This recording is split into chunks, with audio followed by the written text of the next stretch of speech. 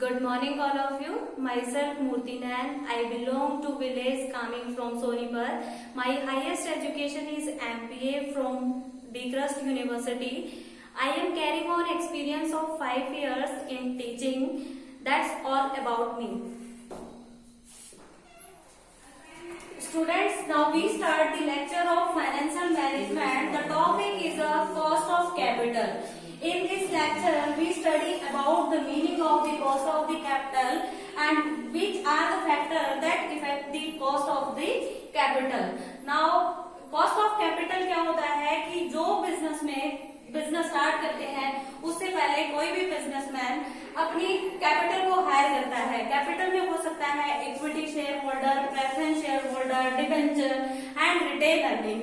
These are the capital structure of a company. Equity share holder और preference share holder को dividend pay किया जाता है, debenture जो है वो इंटरेस्ट लेते हैं और ये रिटेन अर्निंग जो होती है ये कंपनी के पास अपने पर्सनल फंड्स होते हैं। ये कंपनी के लिए जो कंपनी इंटरेस्ट देती है, डिविडेंड देती है या रिटेन अर्निंग के लिए वो कुछ अर्न करती है तो वो उसके लिए होती है कॉस्ट ऑफ कैपिटल। जो कैपिटल उसने यूज की है वो होती है cost of capital. Cost of capital, अब बात करें, दो तरह की कॉस्ट होती है कंपनी के लिए। एक होती है एक्सप्लिक्ट और दूसरी होती है इम्प्लिक्ट। एक्सप्लिक्ट कॉस्ट वो होती है जो कंपनी अपनी पॉकेट से पे करती है। पॉकेट से पे करेगी यानी इक्विटी शेयर होल्डर को क्या देगी? डिविडेंड देगी। प्रेफरेंस शेयर होल्डर को भी क्या देगी? डिविडेंड देगी। डिवेंचर को क्या देगी? इंटरेस्ट देगी। तो ये क्या है? कंपनी की पॉकेट से जाता है और ये होती है एक्सप्लिक्ट कॉस्ट। बात करें हम रिटेन अर्निंग की। रिटेन अर्निंग बेशक से क्या है कि रिटेन अर्निंग कंपनी के पर्सनल फंड्स होते हैं, बट कंपनी चाहती है कि जो उसने रिटेन किया है वो उस पर भी कुछ न कुछ अर्न करे। एक्चुअल में ये रिटेन अर्निंग कंपनी के लिए कोई कॉस्ट नहीं होती है, बट कंपनी इसको कंसीडर करती है, वो होती है उसके लिए इम्प्लिक्ट कॉस्ट। अब बात करें, बहुत सारे फैक्टर हैं जो कॉस्ट ऑफ कैपिटल को इफेक्ट करते हैं। कोई भी जो फाइनेंस मैनेजर होता है वो जब कॉस्ट ऑफ कैपिटल को कैलकुलेट करता है तो बहुत सारे फैक्टर को वो कंसीडर करता है। सबसे पहला आता है risk free interest rate. Risk free interest rate इस तरह का है कि जो कंपनी ने क्या है मार्केट से कोई भी मार्केटेबल सिक्योरिटीज ली हैं वो बिल्कुल क्या होती हैं? रिस्क फ्री होती हैं, उन पर कोई भी रिस्क नहीं होता। जो सिक्योरिटीज रिस्क फ्री होती हैं कंपनीज के लिए भी वो कोई भी रिस्की नहीं होती। और उसके बाद इसको हम डिवाइड करते हैं। जो रिस्क फ्री इंटरेस्ट रेट होता है इसको दो टर्म्स में डिवाइड किया जाता है। एक होता है रियल रेट इंटरेस्ट और दूसरा होता है परचेजिंग पावर रिस्क प्रीमियम।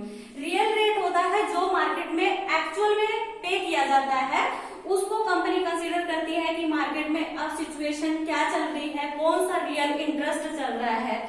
बात करें हम परचेजिंग पावर रिस्क प्रीमियम की, इसमें क्या होता है कि real interest rate for example 4% है और जो इन्फ्लेशन रेट है वो मार्केट में 6% है। अब दोनों के बीच में गैप बिटवीन कितना रहा है? ये है 2% का। तो ये जो 2% है वो कंपनी के लिए क्या रहेगा? Purchasing power risk premium. अब जो सेकंड फैक्टर आता है वो आता है business risk factor. Business risk factor की बात करें तो टाइम टू टाइम बिजनेस में बहुत सारी क्या आती हैं? फ्लक्चुएशन आती हैं। कभी सेल्स में फ्लक्चुएशन आ जाती है, कभी डिमांड चेंज हो जाती है, कभी सप्लाई चेंज हो जाती है, तो वो फिर कंपनी के लिए क्या रहेगा? Business risk factor. ये हमेशा जो कैलकुलेट होता है ये हमारा ईबीआईटी में होता है। हम हमेशा बिजनेस रिस्क फैक्टर को earning before interest and taxes के बेस पे कैलकुलेट करते हैं। Earning before interest and taxes होता है, पहले कंपनी क्या करती है? इंटरेस्ट पे करती है, उसके बाद टैक्स पे करती है।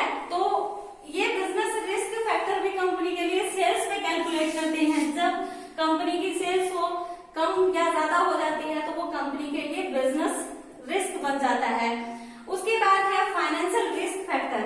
फाइनेंशियल रिस्क फैक्टर की बात करें, हम पहले बात कर चुके हैं, इक्विटी शेयर हायर लिए हैं, प्रेफरेंस शेयर लिए हैं, डिबेंचर लिया है, रिटेन अर्निंग लिया है। जो कंपनी के पास डिबेंचर जो एक ऐसी सिक्योरिटीज होती है जो बिल्कुल फिक्स्ड होती है, जब कोई कंपनी ज्यादा से ज्यादा डिबेंचर हायर कर लेती है तो उसको इंटरेस्ट बिल्कुल प्रॉपर वे में और टाइम टू टाइम पे करना होता है, और वो कंपनी के लिए क्या कैरी करता है, एक फाइनेंशियल रिस्क कैरी करता है।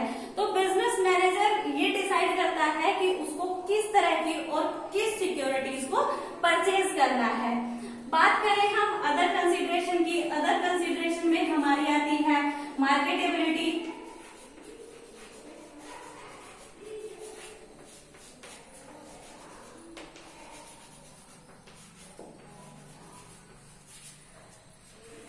मार्केटेबिलिटी और लिक्विडिटी आती है अदर कंसीडरेशन में। ये भी वो फैक्टर हैं जो इफेक्ट करते हैं कॉस्ट ऑफ कैपिटल को।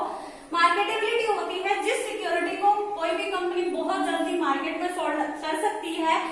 कंपनी चाहती है कि उसके पास ऐसी सिक्योरिटीज हो। और लिक्विडिटी की बात करें तो लिक्विडिटी होती है जिसको वो विद इन कम टाइम में लिक्विडेट करा सके, मार्केट में उसको पैसे में कन्वर्ट कर सके। तो these are the factors that affect the cost of the capital, risk free interest rate, business risk factor और financial risk factor। Other consideration में हमारा आता है मार्केटेबिलिटी और लिक्विडिटी। बात करें हम कॉस्ट की तो हम कॉस्ट को कैसे डिनोट करते हैं, ये एक फॉर्मूला है जिसके बेस पे हम cost of capital find out करते हैं। ये कॉस्ट ऑफ कैपिटल इक्वल होती है रिस्क फ्री इंटरेस्ट रेट के प्लस बिजनेस रिस्क प्रीमियम और प्लस फाइनेंशियल रिस्क प्रीमियम है हमारा importance of the cost of the capital. एक बिजनेस में मैनेजर के लिए कहाँ पे इम्पोर्टेंस होती है कि वो कॉस्ट ऑफ कैपिटल को कैलकुलेट करे। सबसे पहले बात आती है इन्वेस्टमेंट डिसीजन की। इन्वेस्टमेंट डिसीजन हर फाइनेंशियल मैनेजर लेता है कि उसका इन्वेस्टमेंट डिसीजन, उसने जो कैपिटल ली है, इक्विटी से ली है, प्रेफरेंस से ली है, उसको वो कहाँ पे इन्वेस्ट करेगा, कौन सा प्रोजेक्ट में उसको पैसा लगाना है।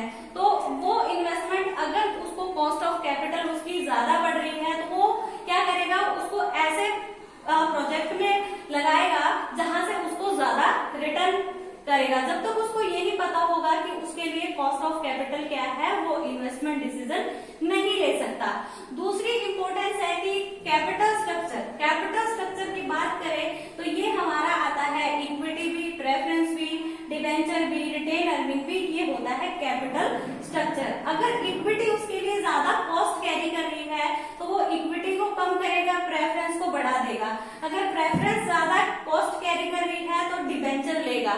और रिटेन अर्निंग अगर उसके पास उसके बेसिक फंड्स ज्यादा हैं तो वो अपनी ही रिटेन अर्निंग्स को मार्केट में इन्वेस्ट करेगा। थर्ड नंबर पे आता है कि working capital decision. Working capital decision, पहले हम बात करें कि वर्किंग कैपिटल होती क्या है, current assets minus current liabilities. यानी जो अभी वर्किंग में है, जो ऑन द स्पॉट उसके पास पैसा अवेलेबल है, वो उसकी वर्किंग कैपिटल है। उसको वो ज्यादा अगर वर्किंग कैपिटल कैरी करेगा तो वो उसके लिए कॉस्ट को इंक्रीज करेगी और वो उसके जो बिजनेस रिस्क कैरी करेगा।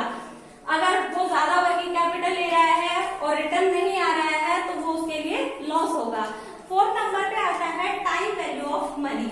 टाइम वैल्यू ऑफ मनी है हमारा कि इसमें आप अभी एक प्रोजेक्ट पे अभी आप इन्वेस्ट कर रहे हो, आने वाले टाइम में उस प्रोजेक्ट की वैल्यू क्या होगी, जो पैसा आपने उसमें इन्वेस्ट किया है वो पैसा आप वहां से कैसे कवर करेंगे।